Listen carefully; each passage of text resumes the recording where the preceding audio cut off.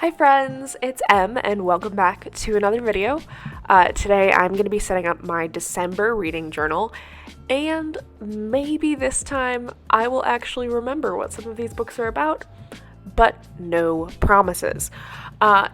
In terms of other promises that I have made and have yet to make do on, I will be filming a little reading recap sort of situation for October and November. I am just really dragging my heels on it. Mostly because I've read these books. I promise I read these books, but I cannot remember anything about them. But we'll see. I'm optimistic that maybe this week I'll have a little more time and I'll actually get around to doing that. But let's hop into the setup. So, as always, I'm using an Archer and Olive 8x8 journal. My 8x8 journal for next year is in the mail, on the way here. I'm very excited. And I'm also using stickers from Marigona Suli. I actually ordered these last winter, I think, and have been hoarding them for so long that it's now winter again. Which honestly is kind of the way that I like to do it, because sometimes when, your shipper lives really far away, you might as well just wait. Now, if we want to talk about the TBR, which I know we're all dying to talk about, I have between 12 and 15 books on my TBR. Will I get to all of them? Very doubtful. Have I talked about a number of these, at least vaguely, in previous videos? Yes, I have. Now, the first up is The Golden Boy's Guide to Bipolar. This is by Sonora Reyes, and is the sequel, somewhat, to The Lesbiana's Guide to Catholic School. I really want to read this book, in the sense that I want to clear out my NetGalley shelf with all the books from 2025 before 2026 hits.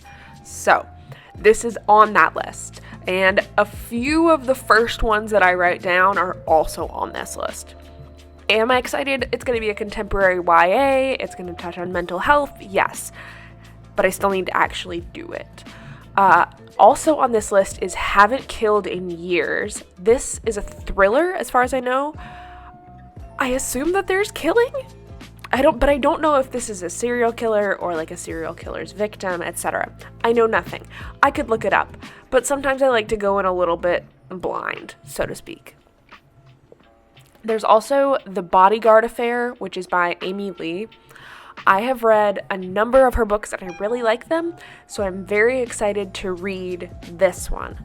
I don't know anything about it. Literally, I assume that there's a bodyguard. I know that these videos must be incredibly thrilling, especially because for Love in Plain Sight by Lauren Connolly, I believe there's a plane. Man, I'm really doing my research for these. But these are both romances. They're both from Berkeley, and I'm excited to read them. These are the last releases that I have for 2024. They are December releases, and hopefully I can just cozy up with a little fire or something, maybe a cat. I think that would be lovely. Then we have our book club pick for December, which is Heated Rivalry. Now, this book is not new. It came out a while ago, but it is a male hockey romance that is being turned into an HBO show, and I have heard that the show is incredibly steamy, and I assume that the book is as well. So that's where we're sort of leaning there. Then we have The Future Saints by Ashley Winstead, and this is, as far as I can tell, the third mainstream release genre that she has done. So she's known for her thrillers as well as romances, and now we're kind of going into a contemporary lit fic sort of vibe. I'm here for it. I'm nervous, but I generally love everything that she writes, so I'm not worried. Then, of course, we start going into my 10 before the end list. So that's The Adults by Alison Esbach, which I think is another coming-of-age story, sort of a contemporary. I don't think it's going to be the same as The Wedding People, but The Wedding People was a contemporary in my mind. Then we also have Julie Chan is Dead, which I think, at least, is a thriller sort of surrounding the influencer space, potentially like the wellness space as well. And I'm so excited to read that. I've been holding off because my mom and I said we were going to read it together, and I'm convinced that her library hold is never going to come in. So I'm just going to read it. And then the book that I'm quite literally going to start tomorrow on December 1st is August Lane by Regina Black, which is it's a romance set within like the country music or just the music industry. I'm a little bit nervous just because I've read so many music books this year and not all of them have hit. But we'll see how it goes. I'm excited. She generally writes books that are very captivating and entertaining. Her last book, The Art of Scandal, felt like Shonda Rhimes could adapt it into a TV series so quickly. It was awesome. And I also am excited to read The Lust Crusade by Joe Segura. This is going to be the third and potentially final book in her archaeology series, which has just been so fun. I think this one is in Greece, maybe something like that. I don't even know who it's like surrounding, but I am excited. That's what counts. Now, Party of Liars. Here's what I know. I believe there is a party. I believe there are liars. And I know that this is a full cast audiobook. So that presumably means that there are going to be multi-POVs, which I'm here for. I want a whodunit. I want and then they were none sort of situation.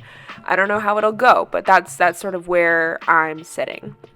I also have Fate's Bane on this list, which is a novella by C.L. Clarke, who wrote the Magic of the Lost series, which I have very much enjoyed. I love a novella. I really do. Just for one of those quick, you want to read a little bit of a fantasy book, but you don't want to read 500 pages. Yes, that is where I like to live. I don't know what this is about. I think there was a bird on the cover. Maybe not. I also have the upcoming release by Denise Williams, The Redo List, on my shelf. That is the sort of like standalone sequel to, Just My Luck, Just Our Luck. I always get those confused because of the Lindsay Lohan movie. But the one about the donut store, the book previously known as Glazed Holes. And I believe that it's sort of like it focuses on some of the characters from the previous book. And I'm excited. There's a dog on the cover. I know that for sure. And then two more from my 10 Before the End. So that's literally all of my 10 Before the End is left on here. So I did 5 in November. I'm going to do 5 in December, hopefully. Whiskey Business, which is as far as I know, I believe a male romance about a struggling whiskey business, and somehow something happens. I'm really great at these descriptions, guys. Tell me which one is your favorite. And then Famous by Blake Crouch, which has to do with like doppelgangers and like famous lookalikes, and it has one of those little stickers on the front of the cover that says, like, gonna be made into a movie starring Zac Efron. But, I generally like Blake Crouch's books. We're a little touch and go. I wasn't a huge fan of I think it was Run, and then I had some just mathematical qualms about Upgrade, mostly because I thought that the big problem, they're like, oh my god, it's so hard to solve that problem. I was like, it took me 2 seconds. I don't think he's that smart. But this is my wrap up. I hope that you enjoyed this video and these spreads. Let me know in the comments what you want to read in December, and as always, happy planning.